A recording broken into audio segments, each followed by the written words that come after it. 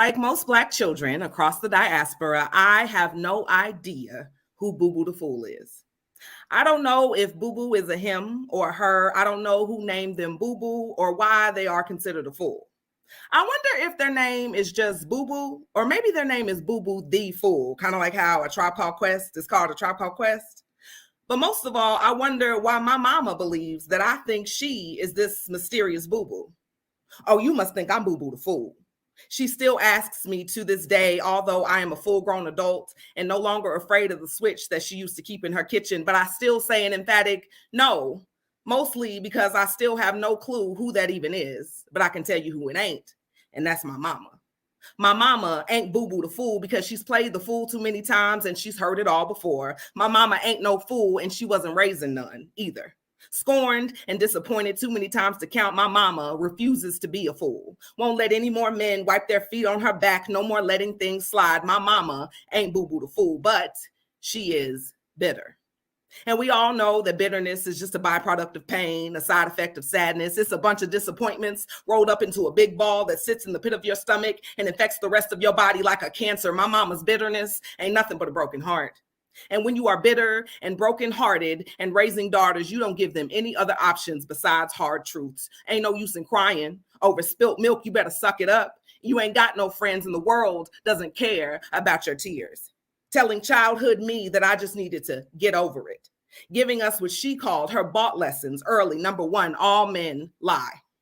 Number 2, all men will leave you. Number 3, no man is ever really single. Number 4, all men cheat. She is a woman who believes that having the upper hand is how you have a successful relationship, and silent treatment and death stares is how you get your way. She consciously spilled her bitterness and brokenness onto my sisters and onto me because she wasn't raising no fools. Now, I can't say who my mother was before the world broke her heart. Don't know of any dreams of a Prince Charming riding in to save the day, but I do know it was enough for my mother to decide to never be another damsel in distress. My mama ain't Boo Boo the Fool, but she is bitter.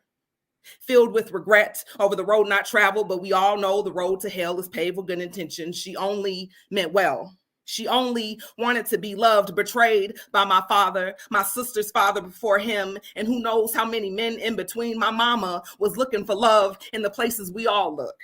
I can't count how many times she probably painted her face and did her hair, only be left out in the rain, crying the tears of a clown. How many times she got her hopes up just to be let down, and I probably never will. I don't even know when she got this way or if the bitterness will ever end, but I know my mama, she ain't one of my little friends. She ain't putting up with nobody's toxic masculinity. She ain't believing no lies, and she ain't holding out hope for no happy endings. Now, I can't tell you who my mama would have been had the world been kinder to her. Can't tell you who my mama should have been. Had she been given a real chance, I can't even tell you who my mama could have been. Had her forgotten dreams come true, and my mama is bitter, but I can tell you who my mama ain't, and that's Boo Boo the Fool. Thank you. I related to that piece because you just explained my mama to a T. All that was missing was some Canadian Miss in a cup. And you delivered that. You gave me some inflection. I related. I really enjoyed your piece. I enjoyed your piece. 9. Thank you. Let's go. 9. Kimberly Stewart. Listen, lady.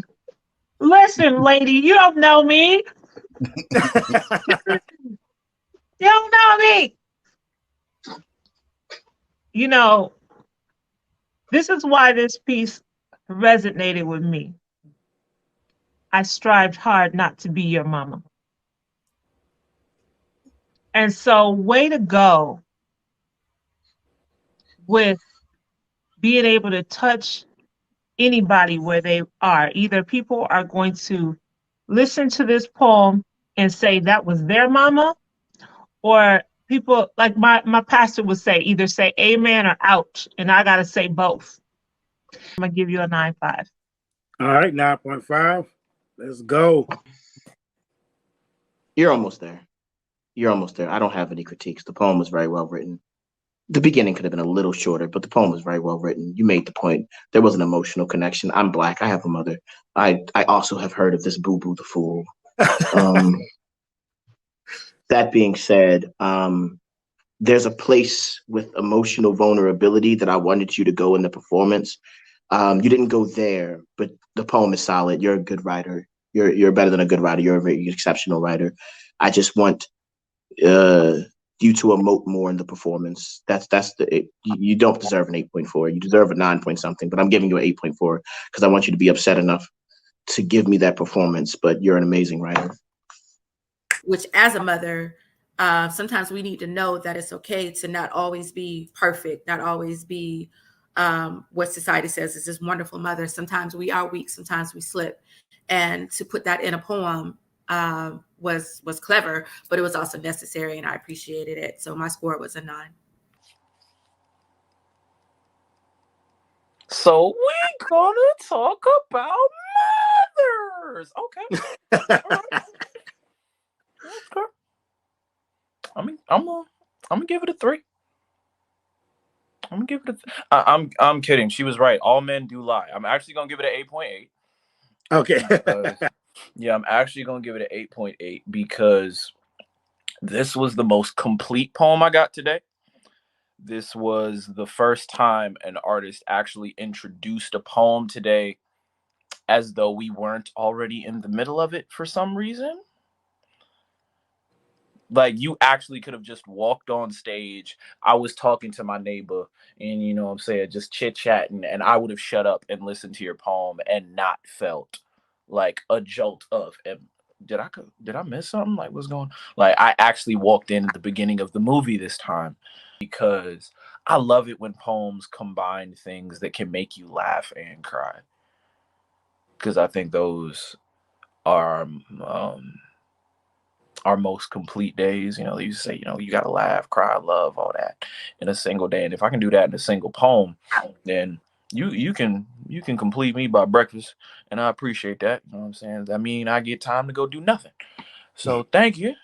I'm gonna give you the 8.8 cause next week I want to see all that done again, but better. It's complete. So there's no weakness to pull up. Just do the whole thing, just push it up a little more. And it's gonna be a long month for everybody else.